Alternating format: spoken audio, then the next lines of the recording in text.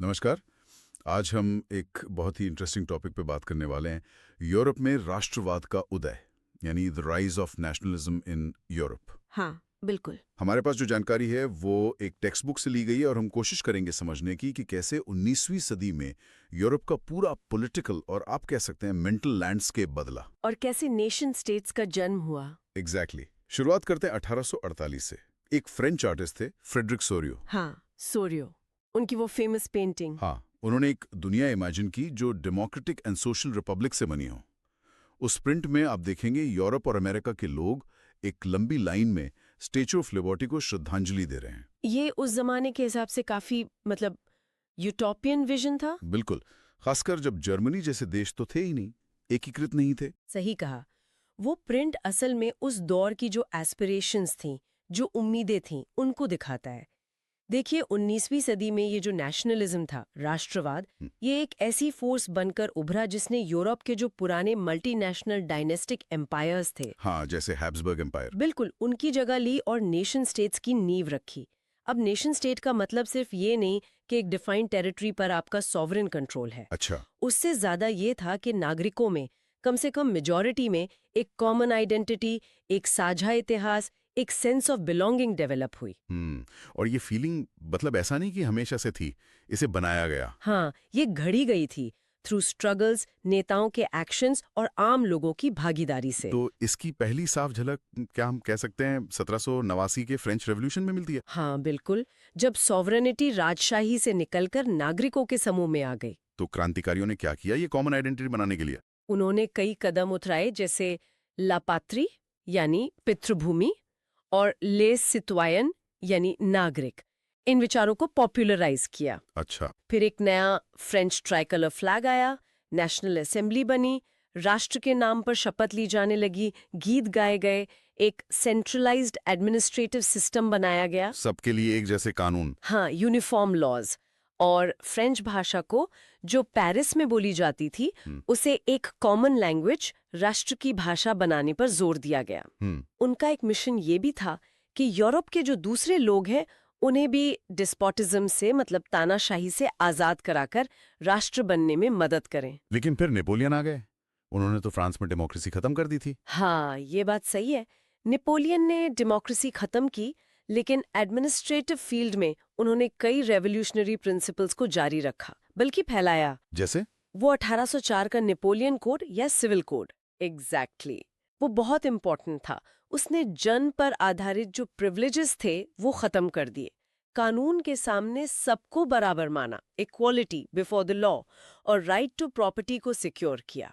और इसे फ्रांस के कब्जे वाले इलाकों में भी लागू किया। हाँ, इस कोड को फ्रेंच कंट्रोल वाले एरियाज में एक्सपोर्ट किया गया। एडमिनिस्ट्रेटिव डिविजन्स को सिंप्लीफाई किया, फ्यूडल सिस्टम खत्म किया। शुरू में तो लोगों में काफी उत्साह था, लेकिन फिर बढ़े हुए टैक्सेशन, सेंसरशिप और फ्रेंच आर्मीज में जबरदस्ती भर्ती, इन चीजों की वजह से वो शुरुआती इंथुजियाज्म जल्दी ही हॉस्टिलिटी में बदल गया। मतलब लोग विरोध करने लगे। और शायद इसकी एक वजह यह भी थी कि 18वीं सदी के मध्य का यूरोप आज जैसा था नहीं। मतलब ये नेशन स्टेट्स तो थे ही नहीं है। बिल्कुल नहीं थे। जैसे मैंने हैब्सबर्ग एम्पायर का जिक्र किया, उसमें कितने अलग अलग रीजन्स, अलग अलग लोग थे, सबकी भाषाएं, कल्चर्स अलग, कोई कलेक्टिव आइडेंटिटी थी ही नहीं। तो ऐसे में राष्ट्रवाद कैसे पनपा? कौन सी विचारधाराएं थी? हाँ, तो इसी बैकग्राउंड में दो मेन आइडियोलॉजीज सामने आई। पहला था लिबरल नेशनलिज्म। ये खासकर नए मिडिल क्लास से जुड़ा हुआ था। अच्छा, ये क्या चाहते थे?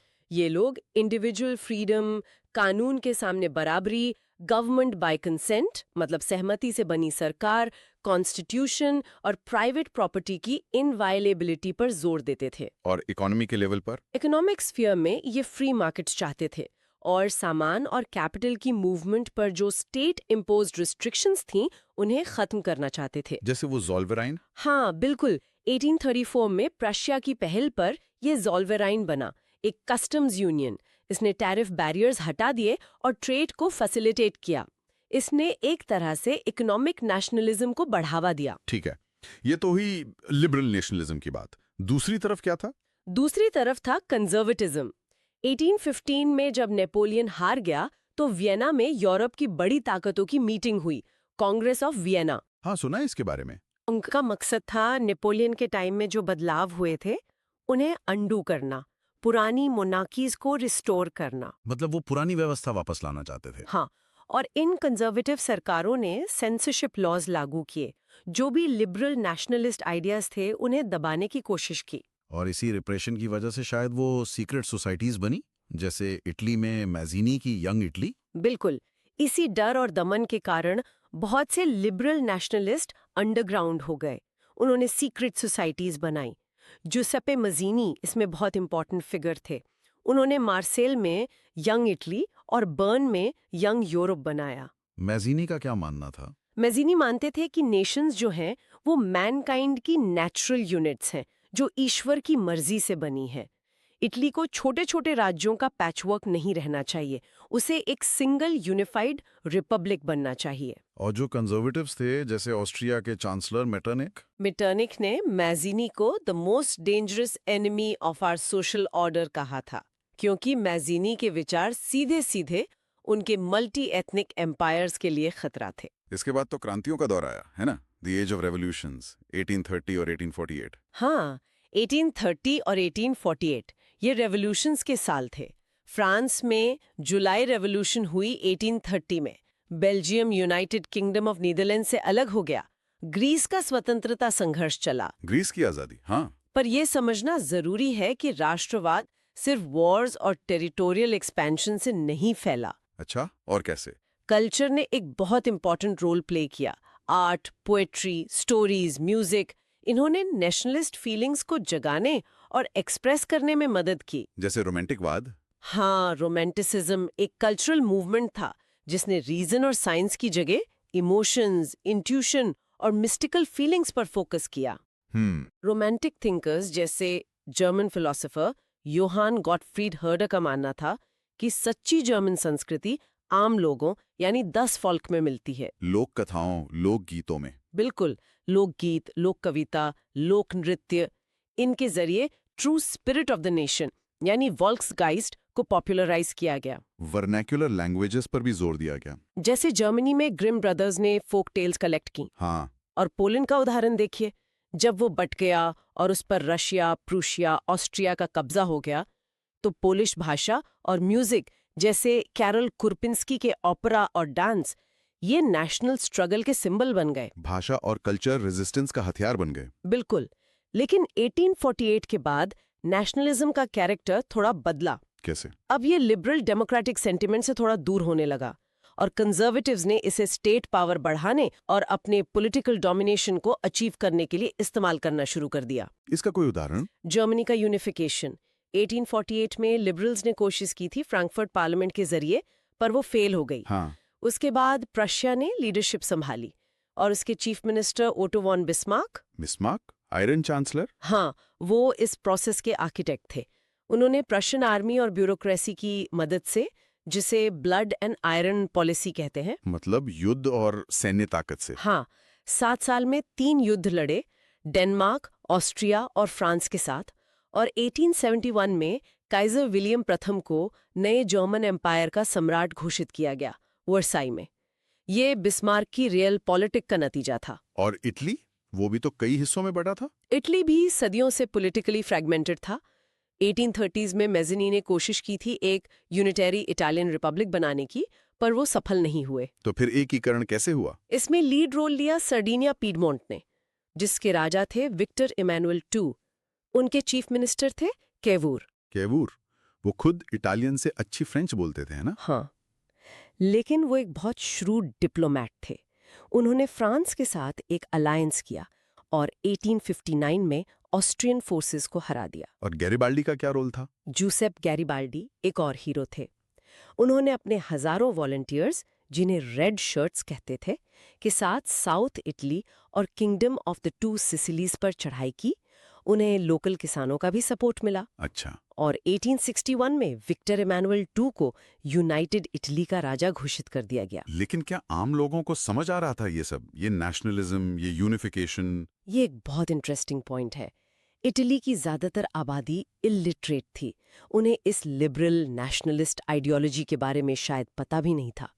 एक किस्सा है कि जिन किसानों ने गैरिबाल्डी का साथ दिया था साउथ में, उन्होंने ला तालिया का नाम कभी सुना ही नहीं था और उन्हें लगता था कि ये विक्टर इमैनुअल की पत्नी है। सच में। ये तो कमाल है। अच्छा, एक सवाल और। राष्ट्र, नेशन, ये तो एक एब्स्ट्रैक्ट आइडिया है। इसे विजुअलाइज कैसे किया गया? लोगों को कैसे दिखाया गया? हाँ, ये एक चैलेंज था। तो 18th और 19th सेंचुरी में आर्टिस्ट्स ने एक तरीका निकाला राष्ट्र को एक पर्सन के रूप में पोर्ट्रे करने का। पर्सनिफिकेशन। हाँ, और ज्यादातर फीमेल फिगर्स के जरिए। इन्हें फीमेल एलोगरीज कहते हैं। जैसे फ्रांस में उन्होंने मारियन को चुना। मारियन, जिनके सिंबल थे रेड कैप, ट्राई कलर। हाँ, लिबर्टी और रिपब्लिक के आइडियाज को रिप्रेजेंट करने के लिए उनकी स्टैचूज पब्लिक स्क्वायर्स में लगाई गई। और जर्मनी में? जर्मनी में जर्मेनिया बनी नेशनल एलेगरी। वो ओक लीव्स का क्राउन पहनती थी क्योंकि जर्मन ओक हीरोइज्म का प्रतीक है। लेकिन 19वीं सदी के आखिर तक आते आते क्या राष्ट्रवाद का रूप कुछ बिगड़ने लगा था? थोड़ा नेगेटिव होने लगा था? हाँ, दुर्भाग्य से ऐसा हुआ।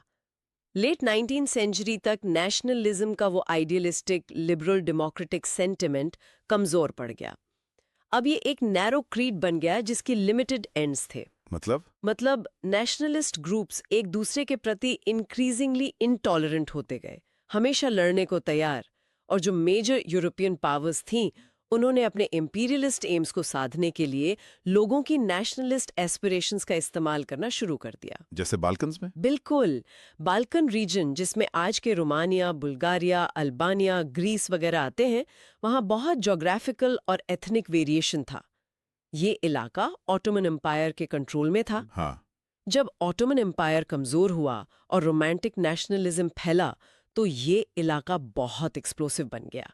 वहाँ की अलग अलग स्लेविक नेशनैलिटीज अपनी आइडेंटिटी और इंडिपेंडेंस के लिए संघर्ष करने लगी। और बड़ी ताकतें इसमें कूद पड़ी। हाँ, सिचुएशन और कॉम्प्लिकेटेड हो गई क्योंकि बड़ी European powers Russia, Germany, England, Austro Hungary के बीच भी होड़ लगी हुई थी ट्रेड, कॉलोनीज और नेवल मिलिट्री माइट पे अपना कंट्रोल बढ़ाने की। सब बैल्कन्स में अपना इन्फ्लुएंस बढ़ाना चाहते थे। और इसी राइवलरी की वजह से वहां कई युद्ध हुए। हाँ, और आखिरकार इसी टेंशन ने फर्स्ट वर्ल्ड वॉर का रूप ले लिया 1914 में। तो हमने देखा कि यूरोप में राष्ट्रवाद एक बहुत ही कॉम्प्लेक्स, मल्टी लेयर्ड फिनोमिनन था। एक पावरफुल फोर्स जिसने रेवोल्यूशंस, उदारवादी विचारों, कल्चरल मूवमेंट्स और पॉलिटिकल मैन्यूवरिंग के जरिए पूरे कॉन्टिनेंट को रीशेप कर दिया। हाँ, नेशन स्टेट्स का उदय हुआ। ये सिर्फ पॉलिटिकल बाउंड्रीज का रीड्राइंग नहीं था, बल्कि लोगों के सोचने का तरीका, उनकी आइडेंटिटी, उनका सेंस ऑफ बिलोंगिंग, सब कुछ बदल गया। एक गहरा बदलाव था ये। बिल्कुल। और यहाँ हम श्रोताओं के लिए एक सवाल छोड़ सकते हैं सोचने के लिए। हाँ, जरूर। राष्ट्रवाद और राष्ट्र राज्य के ये जो यूरोपियन आइडियाज थे, ये दुनिया के बाकी हिस्सों में, खासकर कॉलोनियलिज्म के कॉन्टेक्स्ट में कैसे फैले, और क्या वो वैसे ही रहे या उनमें बदलाव आए? क्या उनकी अपनी यूनिक किस्में डेवलप हुई? ये वाकई सोचने वाली बात है। बहुत दिलचस्प।